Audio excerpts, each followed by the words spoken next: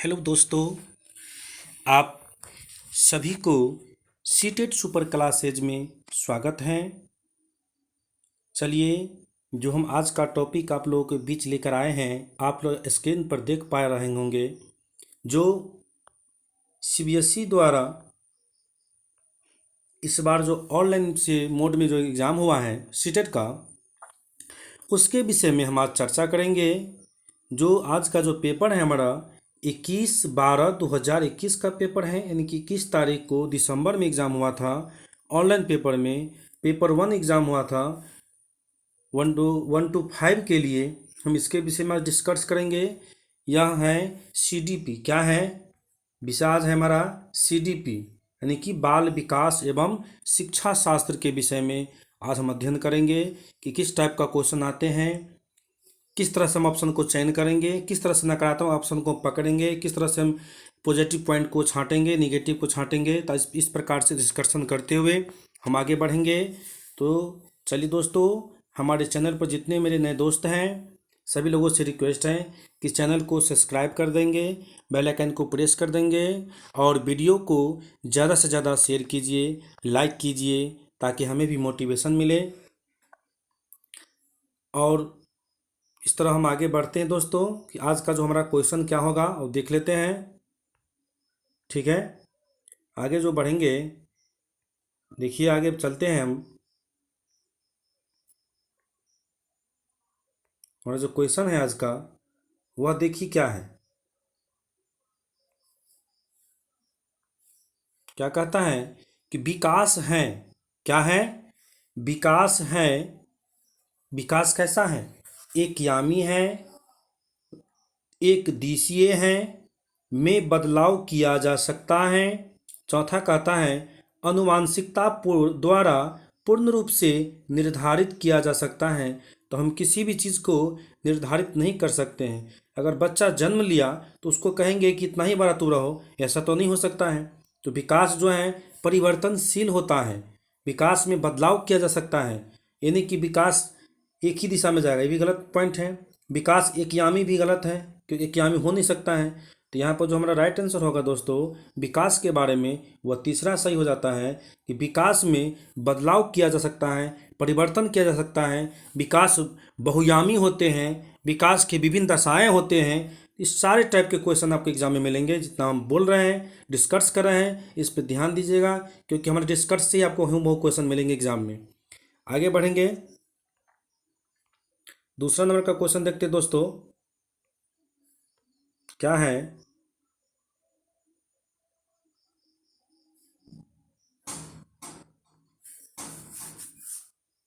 इनमें से कौन सा पूर्णतः आनुवांशिकी द्वारा पूर्व निर्धारित होता है? आनुवांशिकी द्वारा पूर्व निर्धारित होता है। तो क्या होगा? मित्रों का चयन। क्या होता है दोस्तों? मित्रों का चयन। दूसरा का था आंखों का रंग। तीसरा का था शैक्षणिक सफलता। चौथा का था शिक्षा में रुचि। तो दूसरा का राइट आंसर क्या होगा दोस्तों, बताने का प्रयास करेंगे। ये दूसरा नंबर का क्वेश्चन है। क्या होगा?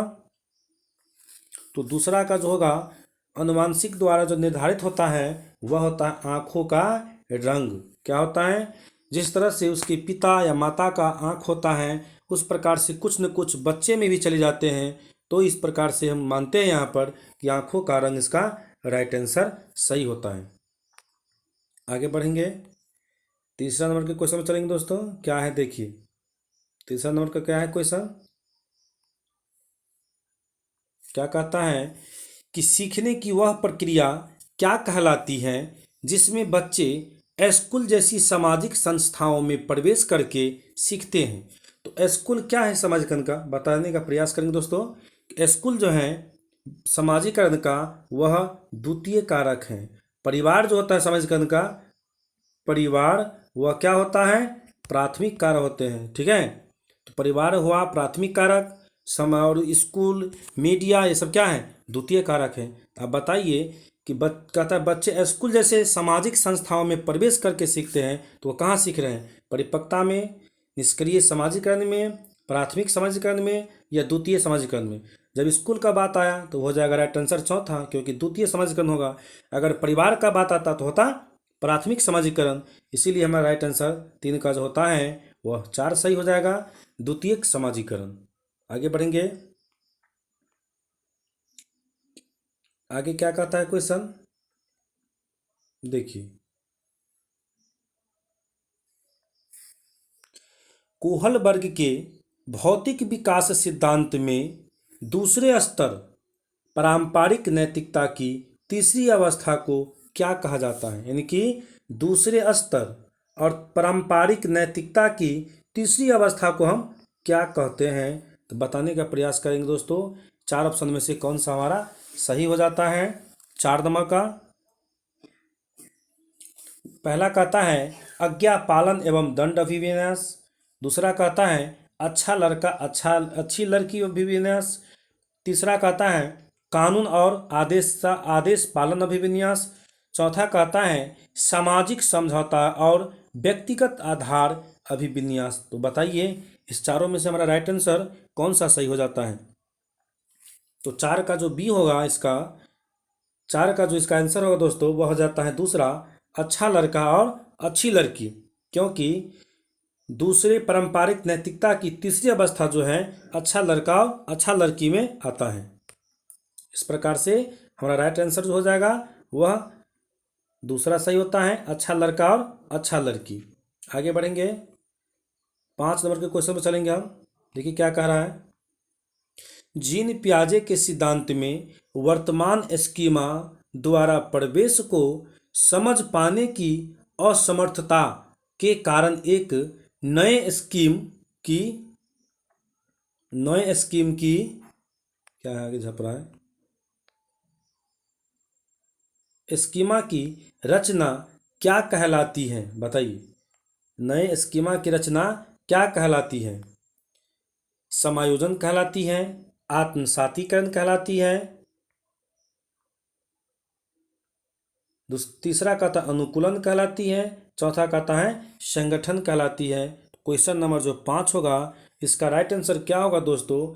जब हम क्या करते हैं परिवेश को समझ पाने की असमर्थता के कारण एक नए स्कीमा की रचना करते हैं, ज्ञान का निर्माण करते हैं, तो वह हो जाता है हमारा समायोजन। क्या हो जाता है? समायोजन होता है। इसीलिए हमारा राइट आंसर पहला हो जाता है 5 का।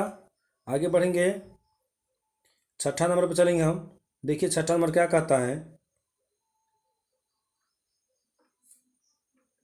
पियाजे के अनुसार कौन सा संप्रत्यय या कार्य रूप सूचना को संगठित और प्रतिपादित करता है? व्याख्यात्मक प्रदर्शित, स्कीमा, तीसरा कहता है अग्रिम संगठन, चौथा कहता है संवेदी मुद्रक। तो बताइए इस 4 में से 6ठा का राइट आंसर कौन सा सही होता है?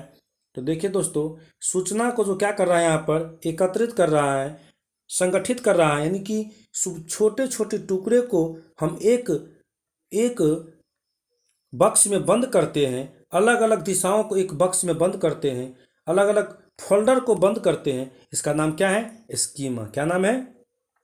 स्कीमा नाम है। जीन पियाजे साहब उसको स्कीमा से संबोधित किए हैं। इसीलिए इसका राइट आंसर जो होगा वह कौन सा हो जाता है? दूसरा सही होता है। आगे बढ़ेंगे,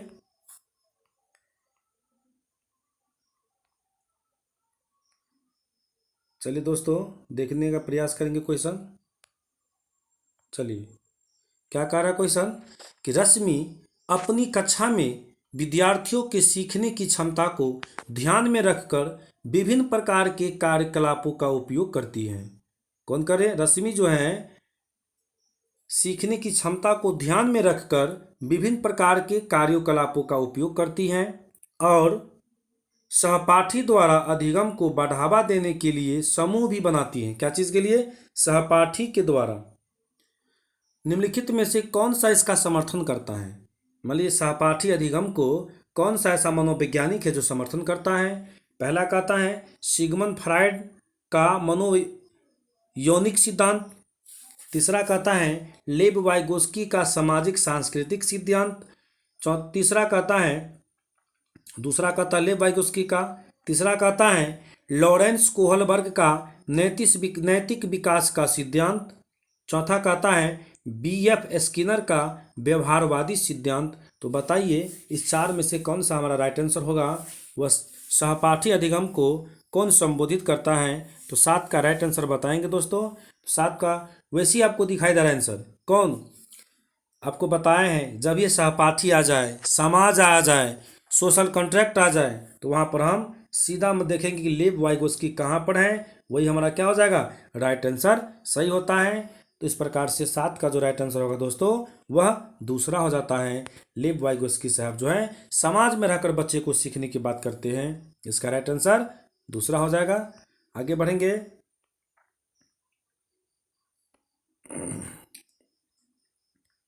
देखिए क्या है क्वेश्चन। इनमें से कौन सा अध्यापक द्वारा पार यानी कि पार का उदाहरण नहीं है। बताइए पार किसे कहते हैं।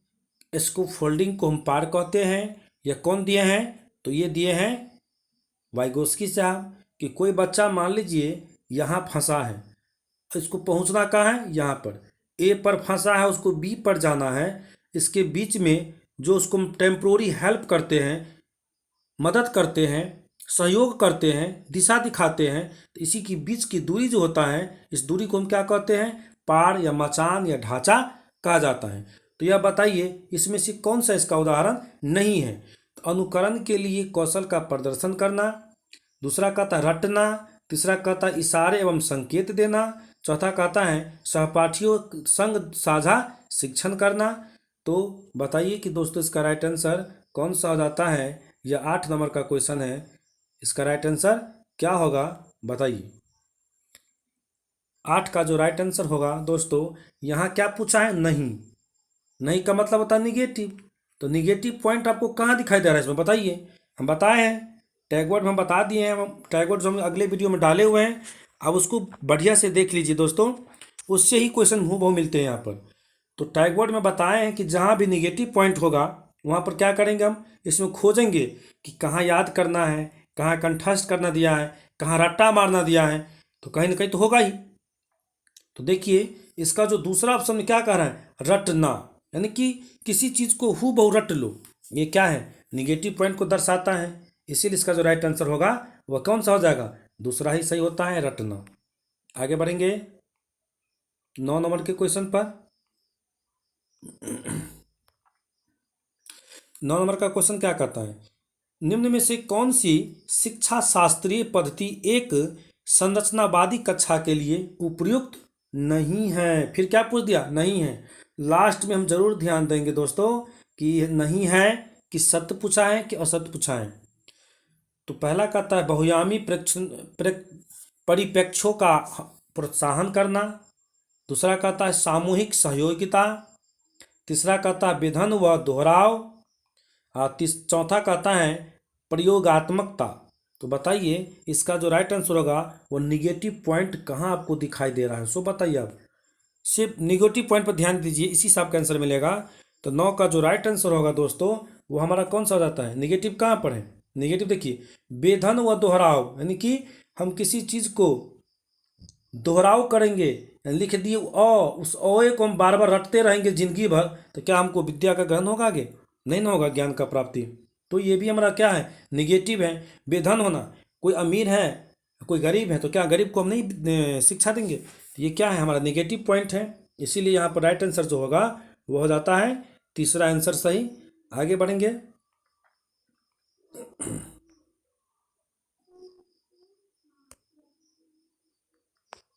तो चलिए बताइए दोस्तों 10 नंबर का क्या आंसर होगा। थोड़ा क्वेश्चन को जूम कर देते हैं, ठीक है अब ठीक है। आगे बढ़ेंगे। निम्नलिखित में से किसे सामान्य बुद्धि के विचार को नकारा और बुद्धि को अनेक विशिष्ट संसाधन संक्रियाओं के पदों के रूप में परिभाषित किया है। तो बताइए कौन ऐसा वैज्ञानिक है जो बुद्धि के विचार को नकारा है और बुद्धि को अनेक विशिष्ट संसाधन के संक्रियाओं को, अनेक माने बहुयामी को, कौन ऐसा वैज्ञानिक है जो परिभाषित किया है। तो पहला कहता है चार्ल्स स्पियरमैन, दूसरा कहता है एल्फ्रेड बिनेट, तीसरा कहता है थियोडर साइमन और चौथा कहता है हावर्ड गार्डनर। तो बताइए ऐसा कौन सा वैज्ञानिक है जो इसको परिभाषित किया है। तो 10वां होगा, 10वां का क्या होता है, डी हो जाता है दोस्तों, क्योंकि हावर्ड गार्डनर जो है वह बुद्धि के अनेक बुद्धि कितने प्रकार के होते हैं, बुद्धि जो है बहुयामी है, इसका जो है परिभाषित किया है कौन, तो हावर्ड गार्डनर ने किए हैं। तो 10 का जो राइट आंसर होगा वह चौथा सही होगा। आगे बढ़ेंगे, 11 नंबर पर चलते हैं अब हम। क्या है देखिए, एक संरचनावादी कक्षा में निम्नलिखित में से किस पर महत्व दिया जाना चाहिए। संकल्पनात्मक मूल्यांकन पर, दूसरा कहता है संरचनात्मक मूल्यांकन पर, तीसरा कहता है एक आयामी मूल्यांकन पर, चौथा कहता है मानकृत एवं एक समान मूल्यांकन पर। तो बताइए इसका क्या आंसर होगा 11 का। तो देखिए क्या होता है दोस्तों, संकलनात्मक मूल्यांकन यहाँ निगेटिव है, एक यामी तो होगा नहीं कि एक दिशा में हम नहीं सोच सकते हैं, यहाँ भी कहा एक समान दिशा में, तो ये भी गलत हो गया। इस प्रकार से जो हमारा 1, 3, 4 जो गलत हैं, तो राइट आंसर कौन सा बचता है, राइट आंसर बचेगा वो दोस्तों दूसरा होता है, हम रचनावाद पर महत्व देते हैं। किस पर, रचनावाद पर। तो संरचनात्मक मूल्यांकन जो है हमारा यहाँ पर क्या हो जाता है, राइट आंसर होगा। आगे बढ़ेंगे, 12 नंबर का क्वेश्चन देखिए क्या कह रहा है, क्या कहता है वाइगोस्की के सिद्धांत के अनुसार निजीवाद, निजीवाद को क्या कहा जाता है इंग्लिश में, प्राइवेट स्पीच, यानी प्राइवेट स्पीच क्या है या व्यक्तिगत वार्ता क्या है। तो बताइए इस 4 ऑप्शन से कौन सा सही होगा। बच्चों के आत्म केंद्रित का घोतक है, पहला कहता है, दूसरा क्या कह रहा है, बच्चों के क्रियाकलापों और व्यवहार का अवरोधक है, तीसरा कहता है जटिल कार्य करते समय बच्चों को उसके व्यवहार संचालन में सहायता देता है, चौथा कहता है यह संकेत देता है कि संज्ञान कभी भी आंतरिक नहीं होता है। तो बताइए कि 12 नंबर का जो राइट आंसर हमारा होगा वह कौन सा हो जाता है। तो देखिए दोस्तों यहाँ पर घोतक जो दिया है वो निगेटिव पॉइंट है, तो गलत हो गया। बच्चों की व्यवहार को कतः अवरोधक करने के लिए गलत है। यह संकेत देता है कि संज्ञान में कोई आंतरिक नहीं है, तो ये भी गलत है।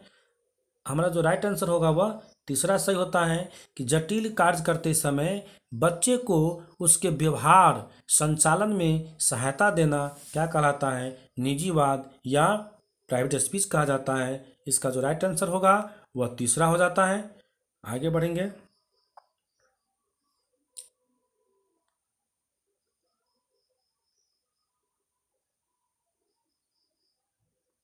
चलिए आगे देखते हैं। लड़कियों को गुलाबी कपड़ों और गुड़ियों से जोड़ा जाता है और लड़कों को नीले कपड़ों एवं कारों से जोड़ा जाता है।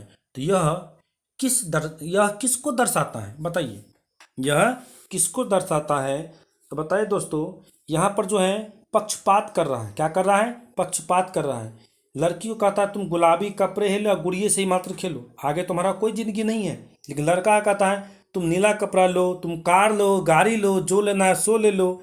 इससे क्या होता है, यहाँ जो है लड़का और लड़की में पक्षपात कर रहे हैं। तो बताए दोस्तों इसका राइट आंसर जो है क्या होगा। पहला कहता है जेंडर निरंतरता, दूसरा कहता है जेंडर सशक्तिकरण, तीसरा कहता है जेंडर विविधता, चौथा कहता है कि जेंडर रूढ़िवादिता। तो क्या इसका राइट आंसर होगा। जब लड़का लड़की या कोई भी शिक्षक स्टूडेंट में जब ये मान लीजिए क्या कर रहे हैं, डिफरेंस कर रहे हैं, उसके अगेंस्ट कर रहे हैं, तो वहाँ क्या हो जाता है, जेंडर रूढ़िवादिता हमारा सही होता है।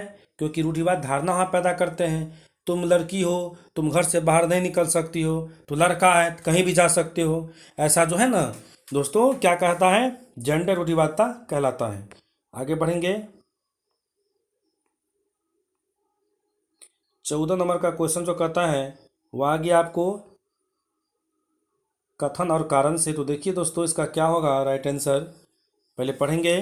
कथन कहता है कि शिक्षा असफल हो जाती है जब बच्चों से यह अपेक्षा की जाती है कि वे प्राप्त ज्ञान को ज्यों का त्यों पुनः उत्पादित करें। ठीक है, अब देखेंगे आगे क्या होगा इसका। कारण कहता है कि जानकारी का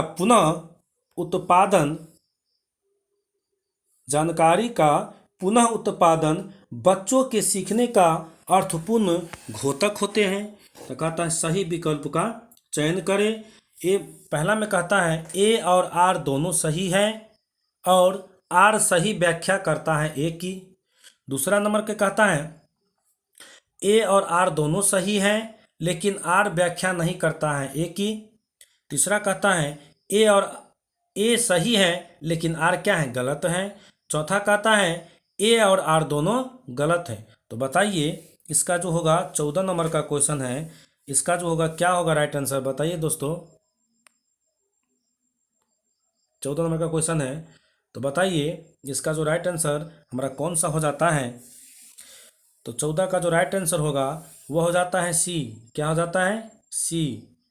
ये जो है दोस्तों ये बिल्कुल सही कह रहा है कि शिक्षा असफल हो जाती है जब बच्चों से यह अपेक्षा की जाती है कि वे प्राप्त ज्ञान को ज्यों का त्यों उत्पादित करें। यानी बच्चे को जो सिखाए वही बोले तो बच्चा क्या करता है, असफलता पाता है। ये बात सही है बिल्कुल। लेकिन जानकारी का पुनः उत्पादन बच्चों के सीखने का अर्थपूर्ण घोतक होता है। ये क्या है, नेगेटिव पॉइंट है। तो यहाँ पर जो आर जो हमारा गलत कहता है, इसीलिए राइट आंसर जो होगा इसका ए सही है लेकिन आर गलत है। तो तीसरा यहाँ पर राइट आंसर हो जाता है। आगे बढ़ेंगे, 15 नंबर का क्वेश्चन देखेंगे दोस्तों क्या है।